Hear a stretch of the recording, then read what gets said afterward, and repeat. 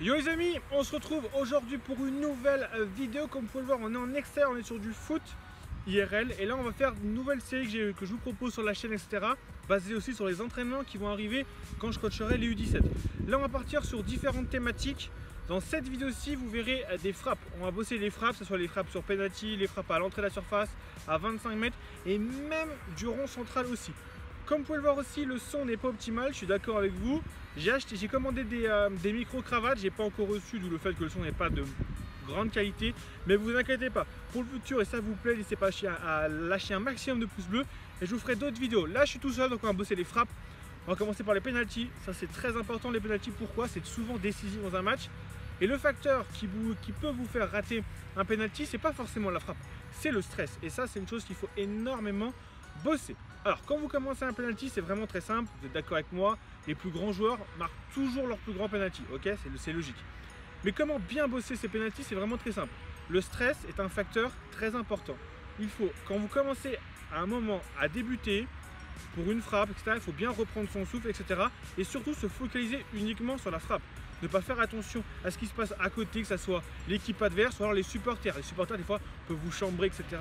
Et là, c'est très important, il faut être très concentré. Il faut se focaliser sur une seule chose, c'est votre ballon, c'est tout, et le gardien en face. Si possible, ne montrez pas forcément aussi l'endroit où vous allez tirer, vous êtes d'accord avec moi? Si vous regardez forcément que le côté gauche, bon, le gardien va peut-être penser qu'il va tirer limite de son côté droit, parce que votre côté gauche, c'est le côté droit du gardien, ok? Bon, après, c'est vraiment très simple. Là, on va bosser les différents pénaltys. On a les pénaltys que ce soit avec le plat du pied ouvert, voilà. Les pénaltys en force ou alors les panenkas. Ça aussi, c'est très difficile à réaliser.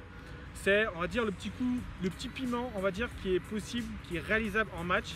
Alors, c'est soit vous le ratez, et là, vous vous faites lyncher par tous vos collègues sur le terrain, soit alors vous réussissez le penalty, et là, vous avez la classe. Là, les amis, on va commencer petit penalty. Donc là, on va commencer par proposer 2-3 frappes du pied ouvert. Donc avec l'intérieur du pied. Ce qui est très important, c'est surtout pas viser mieux. Vous cherchez un côté, peu importe la puissance, que ça soit en pleine lucarne ou au ras du poteau, l'essentiel c'est de la mettre au fond, tout simplement. Et aussi, comme vous pouvez le voir, je suis pas tout à fait dans le rond du penalty parce que là on est en période entre guillemets de vacances, juillet-août, donc l'herbe n'est pas forcément entretenue à 100% et le point de penalty il est un petit peu abîmé, ok? Donc on va commencer par 3 frappes, les amis, intérieur du pied. Après, libre à vous de choisir le côté gauche ou droite.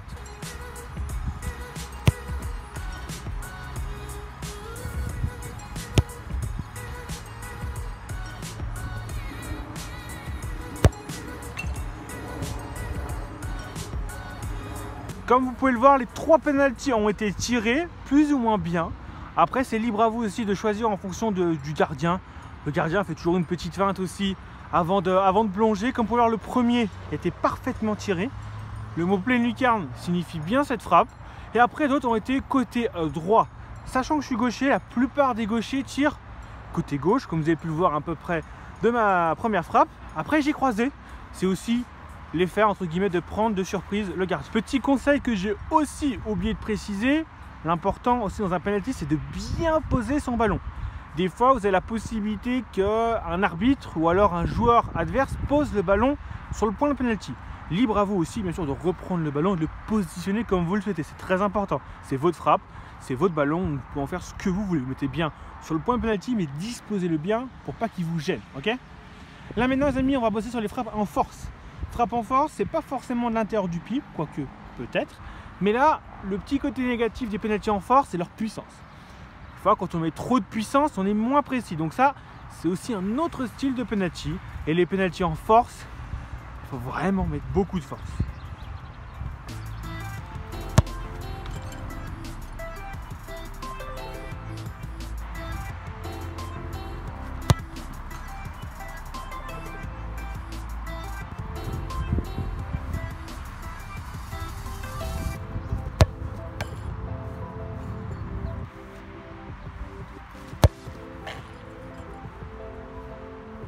Alors, comme vous avez pu le voir, j'ai mis 2 frappes à droite, dont une, je crois, si je ne me trompe pas, qui est bien frappée. Elle est au premier poteau, très puissante.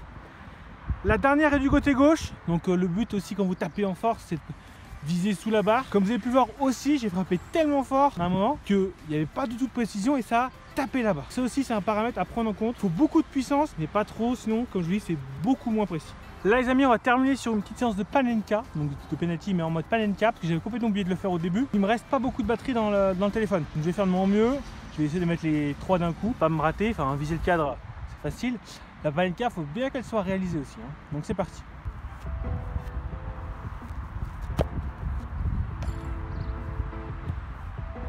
Bon, la première, comme vous avez pu le voir, elle a tapé la barre, donc c'est assez compliqué quand même de faire des panenka, parce qu'il faut bien qu'elle soit entre...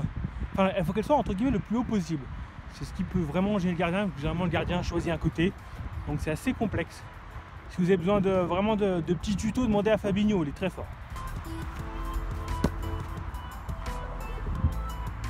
Cette fois-ci, les amis, la deuxième balle rentre parfaitement bien. Et comme vous avez pu le voir aussi dans ma course d'élan, ce qui est très important, c'est pas aussi de montrer un temps d'arrêt. Des fois, un temps d'arrêt, ça peut inciter le gardien à anticiper une future panenka.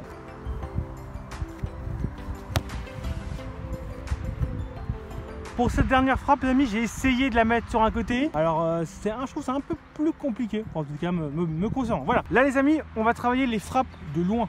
Enfin de loin, on est à peu près à 5 mètres avant la surface de réparation. On va frapper, l'objectif étant, c'est de mettre une balle, si possible, dans les angles. Que ce soit au ras du sol ou pourquoi pas en pleine lucarne. La puissance a aussi une importance. Comme je vous le dis, trop de puissance, moins de précision. Après, si vous avez super puissance et une super précision, tant mieux pour vous. Moi, c'est pas trop le cas. Quelqu'un qui met un peu de puissance mais qui arrive bien à les placer. L'objectif étant, comme je l'ai dit, de viser à droite, à gauche, au milieu. Généralement, il y a un gardien en plein match. Vous êtes d'accord avec moi, ça passe pas. À moins que le gardien se trouve. Mais bon, là, c'est encore du facteur chance.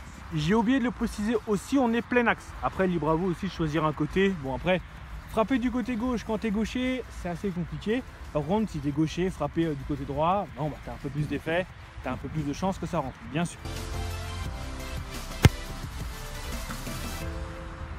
Là aussi, comme vous avez pu voir, la première frappe, elle est parfaite. Et aussi, je ne le précise pas à chaque fois, mais à chaque frappe, placez bien votre ballon. Ça, c'est très important.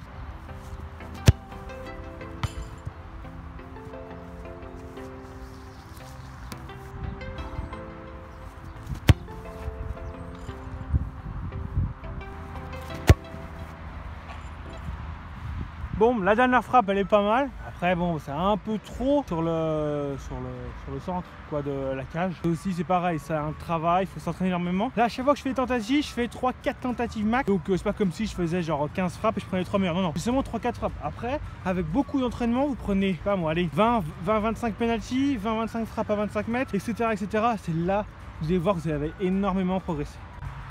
Là, les amis, on est toujours plein axe, mais on est quasiment, j'ai dit, la moitié du terrain. On a à peu près quoi, allez, ouais, on est à 5 mètres de la ligne, on va dire, du coup d'envoi. Donc là, comme vous pouvez le voir sur la caméra, ça le représente bien. La cage en face, elle est pas très grande, hein. Donc là, il faut avoir beaucoup, pas forcément de puissance, pas vraiment des tirs très appuyés, mais il va falloir que le ballon monte très très haut dans le ciel pour bien redescendre dans la cage et si possible aussi sans rebond. Voilà, donc là, ça commence à être un peu plus tendu. Pour moi qui tirais, hein, parce que ça fait quand même 3 ans que j'ai arrêté le foot, mais moi qui tire les 6 mètres, c'est pas une distance qui me fait peur, mais là par contre j'ai peur, c'est de pas du tout avoir de précision. Là ça peut être le côté négatif.